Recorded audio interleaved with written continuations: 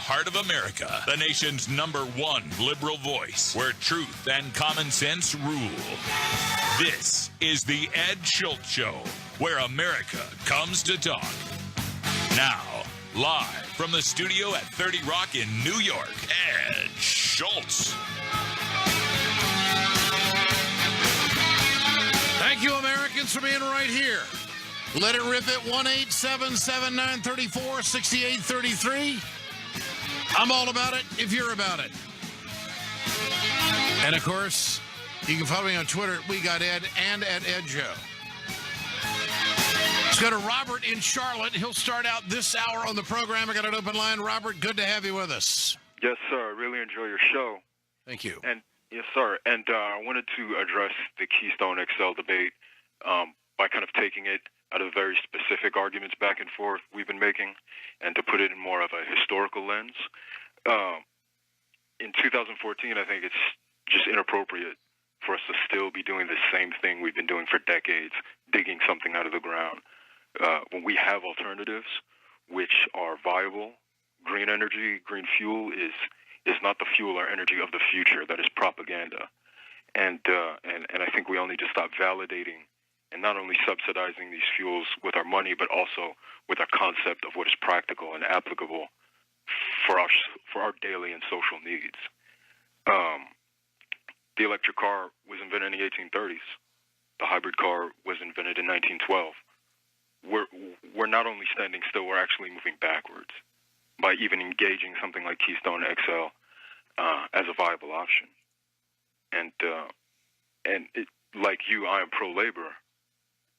You know, the green energy solution, the green fuel solution, and the abandonment of fossil fuels is the quintessential pro-labor position. Local products, local production, spurs innovation and invention. It spurs the federal government to do new infrastructure upgrades, which is also a pro-labor situation, especially now that Obama has raised the minimum wage.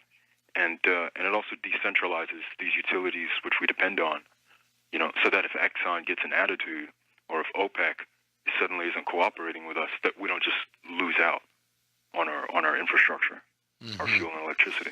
Here's where I think the story is. And yes, there are some environmental concerns, which a lot of people have brought up, and where are we going to go on oil and carbon emissions? You want to talk big picture? Let's talk big picture for a moment. Canada, the United States, and Mexico, they're not on the same page when it comes to carbon emissions in the Northern Hemisphere.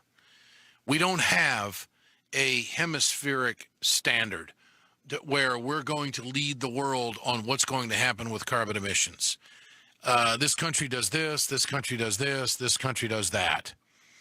And there is not a concerted effort. Now, environmentalists believe that this is a real opportunity for the president to take a global position that there is a limit, that we will use oil, but we're only going to go so far, and that we need to turn this tide, and we need to make a statement and lead the way as a country. I think one of the reasons why the Keystone XL pipeline is getting the attention it's getting right now is because there's nothing else out there. And on the environmental front, okay, let's go back to the last piece of legislation that was brought up. It was done by Nancy Pelosi and the Democrats when the Democrats had the House. It died in the Senate. There was a bill passed on climate change. It died in the Senate. The only initiatives that have taken place is what the president has done by executive order. So what's out there environmentally? Well, we're doing trade agreements right now with foreign countries. Very little, if anything, in any of these trade agreements when it comes to carbon emissions and working together to save the environment or to curb the global carbon emissions. Nothing's in there. I think that's a missed opportunity because I think that you can connect trade agreements to trade. Okay, if you're going to be a bad dude over there and you're going to do this with carbon emissions, this is how much you're going to pay to get our stuff in our country. This is what you're going to pay. You're going to get a tariff because you're not being a smart player when it comes to the global issues and climate change. These things aren't being explored. So number one, We don't have a hemispheric statement. We don't have countries on the same page working together. We have a bunch of talk going on. We don't have any global initiative that has done anything when it comes to any real emissions changes. And so many people think that this is an opportunity, that this president is as close as anybody has ever been to making a statement on climate change with a big decision and actually telling a major multinational oil company, you ain't going to do it. So, this is a real gutsy political situation. And in Canada, I get phone calls, I get emails, there's Twitter world. They don't want it in Canada either. Wait a minute. Time out. What part of Canada are you talking about? There's a lot of people in Western Canada that want the tar sands. There's a big difference culturally between Western Canada and Quebec. And there are just as many factions politically in Canada as there are in the United States. And I'm talking about the Tea Party. I'm talking about the Constitutionalists. I'm talking about the Liberal Democrats. I'm talking about the environmentalists. I'm talking about the Southern Conservative Republicans who are connected to the plastic Jesus. I mean, come on. We've got a lot of different political factions in this country as well. One tent's a little bit bigger than the other when it comes to the general parties. But this is a real big deal about this country making a global statement that, okay, the United States has said no to a multinational oil company, and they really are thinking about climate change. Does the president want that a part of his legacy? Because he will be remembered. Now, if you go back to a couple of weekends ago, John Kerry's speech in Indonesia about climate change, look, he was on the other side of the world and got the world's attention on climate change and said what was coming. It's the new weapon of mass destruction. Do we want to pay? Yeah, I don't know how he's going to be able to walk back from that speech and recommend to the president that they ought to go ahead with the Keystone XL pipeline, which, by the way, a lot of it's already been built. So this is an opportunity globally. It's an opportunity politically. I'm not sold on this idea about security. I don't know about that. Who can't we whack? Okay? Who can't we whack? Military, we can whack anybody. We're whacking people with drones every day. I mean, come on.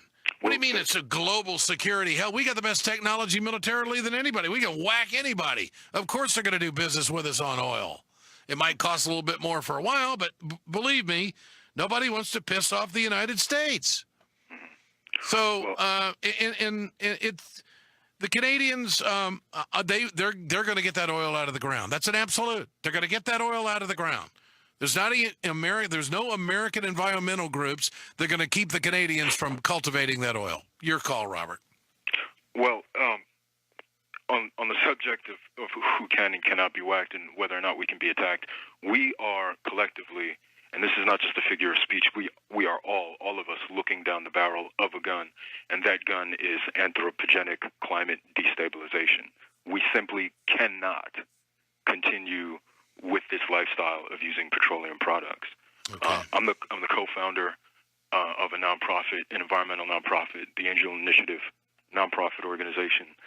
We believe that this green fuel, this green energy, it supersedes ideology and politics. Yeah. You do not have to wait for the government to do this for you. You can go on YouTube, look up HHO generator, go on YouTube, look up WVO conversion for diesel cars. These are things that people can start doing on their own. Got to run. Thank you, Robert. You make a